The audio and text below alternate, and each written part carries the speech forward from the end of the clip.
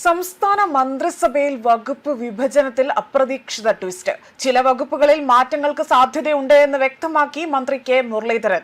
വകുപ്പ് തർക്കമുണ്ടെന്ന സൂചനയും അദ്ദേഹം ഇവിടെ തുറന്നു സമ്മതിച്ചിരിക്കുകയാണ്. ഇതോടുകൂടി തന്നെ പുതിയ വകുപ്പ് വിഭജന വിജ്ഞാപനം ഇന്ന് പുറത്തിറങ്ങും. കഴിഞ്ഞ ദിവസമായിരുന്നു പുതിയ സർക്കാർ സത്യപ്രതിജ്ഞ ചെയ്ത് അധികാരത്തിൽ വന്നത്.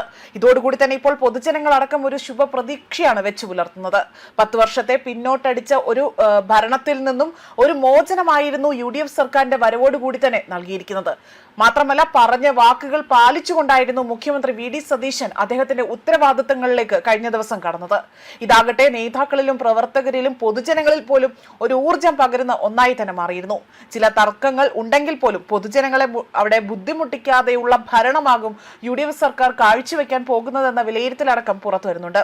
എന്നാൽ മുൻ വർഷങ്ങളിലെ ഇടത് സർക്കാർ ചെയ്ത തെറ്റുകളൊന്നും തന്നെ ഇനി ആവർത്തിക്കില്ല എന്ന ആത്മവിശ്വാസം പോലും ഇവർ ഇവിടെ പ്രകടമാക്കുന്നുണ്ട്. വകുപ്പുകൾ സംബന്ധിച്ചുള്ള ചർച്ചകൾ വേഗം തന്നെ പരിഹാരം ഉണ്ടാകുമെന്ന് തന്നെയാണ് ഇവിടെ മന്ത്രി കെ മുരളീധരനാകട്ടെ ഇവിടെ എടുത്ത് പ്രതികരണത്തിലൂടെ വ്യക്തമാക്കിയിരിക്കുന്നത്. എന്നാൽ ഇടങ്കോലിടാൻ KC പക്ഷം പല വഴികളിലൂടെയും ശ്രമം നടത്തുന്നുണ്ട് എന്ന ഒരു വിലയിരുത്തൽ കൂടി ഇവിടെ ചൂണ്ടിക്കാണിക്കുന്നുണ്ട്. അതേസമയം ചില വകുപ്പുകളിൽ ചില മാറ്റങ്ങൾക്ക് സാധ്യതയുണ്ട്. ഉന്നത വിദ്യാഭ്യാസം, ഫിഷറീസ് അങ്ങനെ ചില തർക്കങ്ങൾ ഇപ്പോഴും നിലനിൽക്കുന്നുണ്ടെന്നും ഇത് ഇന്നത്തോടു കൂടി തന്നെ പരിഹാരം കണ്ടെത്തുമെന്നാണ് ഇവിടെ മന്ത്രി വ്യക്തമാക്കിയിരിക്കുന്നത്. ഘടക കക്ഷികളുമായുള്ള തർക്കം പരിഹരിക്കുമ്പോൾ തന്നെ പാർട്ടിക്കകത്ത് ചില മാറ്റങ്ങൾ വരുത്തേണ്ടി വരുമെന്നും ഇന്നലെ തന്നെ മന്ത്രിമാരുടെ സത്യപ്രതിജ്ഞ കഴിഞ്ഞതേ ഉള്ളൂ. ഇന്ന് വൈകുന്നേരത്തിനുള്ളിൽ തന്നെ ഈ ഒരു വിജ്ഞാപനം പുറത്തു വരും എന്നതാണ് മന്ത്രി മുരളീധരന്റെ പ്രതികരണം. ആരോഗ്യ വകുപ്പാണ് മുരളീധരന് നൽകിയിട്ടുള്ളത്. ഇതോടുകൂടി തന്നെ നേരത്തെ വൈദ്യുതി വകുപ്പ് നിശ്ചയിച്ചപ്പോൾ മുരളീധരൻ കടുത്ത എതിർപ്പാണ് അവിടെ ഉയർത്തിയത്. അങ്ങനെയാണ് ആരോഗ്യ വകുപ്പ് നൽകാമെന്ന ധാരണയിലേക്ക് എത്തുന്നത്. സർക്കാർ ആശുപത്രികളിൽ ജനങ്ങൾക്ക് മികച്ച ചികിത്സ ലഭിക്കണമെന്നതും ആവശ്യത്തിന് മരുന്നുകൾ ലഭ്യമാക്കണം.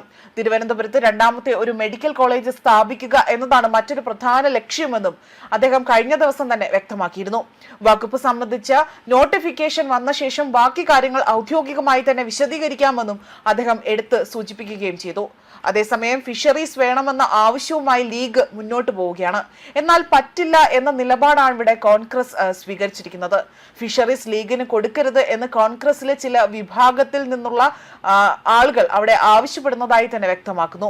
ഇന്നലെ തന്നെ വിദ്യാഭ്യാസം കോൺഗ്രസിന് നൽകണമെങ്കിൽ ഫിഷറീസ് വേണമെന്ന് ലീഗ് ആവശ്യപ്പെടുകയായിരുന്നു. ഇതോടുകൂടി തന്നെ ചില തർക്കങ്ങൾ അവിടെ രൂപം കൊണ്ടതായി തന്നെ റിപ്പോർട്ടുകൾ സൂചിപ്പിക്കുന്നു. കൃഷി വകുപ്പ് ഏറ്റെടുക്കുന്നതിൽ ടി സിദ്ദിഖിന് വിമുഖതയുണ്ട് എന്നതാണ് സൂചന. നേരത്തെ വനം വകുപ്പായിരുന്നു സിദ്ദിഖിന് നിശ്ചയിച്ചിരിക്കുന്നത്. പക്ഷേ അത് പിന്നീട് ഷിബു ബേബി ജോണിന് നൽകാനായി തന്നെ തീരുമാനമായി. അതേസമയം മുഖ്യമന്ത്രിയുടെ കൂടുതൽ വകുപ്പുകളിലേക്ക് കണ്ണും നട്ട് KC പക്ഷം നീക്കം തുടങ്ങിയതായും ഇവിടെ വിലയിരുത്തലുണ്ട്. മുഖ്യമന്ത്രിയുടെ കൈവശമുള്ള ഒരു വകുപ്പ് കോൺഗ്രസ് മന്ത്രിമാർക്ക് നൽകിക്കൊണ്ട് പ്രശ്നം തീർക്കാമല്ലോ എന്നതാണ് KC പക്ഷം ഇവിടെ എടുത്തു സൂചിപ്പിക്കുന്നത്. അതേസമയം തുറമുഖം, നിയമം, ധനം തുടങ്ങിയ സുപ്രധാന വകുപ്പുകൾ നിലവിലെ തീരുമാനപ്രകാരം മുഖ്യമന്ത്രിയാണ് കൈകാര്യം ചെയ്യുക. ഇതിലെ ഒരു വകുപ്പ് ഒരു മന്ത്രിക്ക് കൈമാറിക്കൂടെ എന്നതാണ് ഇവിടെ KC പക്ഷം ചോദിക്കുന്നത്. ആയതിനാൽ തന്നെ വീണ്ടും ഇത്തരത്തിൽ വകുപ്പുകളെ ലക്ഷ്യമിട്ടുകൊണ്ട് തന്നെ KC പക്ഷം വീണ്ടും അവിടെ തർക്കങ്ങൾ രൂപപ്പെടുത്താനുള്ള ഒരു ഗൂഢമായ നീക്കമാണ് അവർ നടത്തുന്നത് എന്നതാണ് ഇതിലൂടെ വിലയിരുത്തലായി തന്നെ പുറത്തു വരുന്നത്. ന്യൂസ് ഡെസ്ക് കർമ്മ ന്യൂസ്.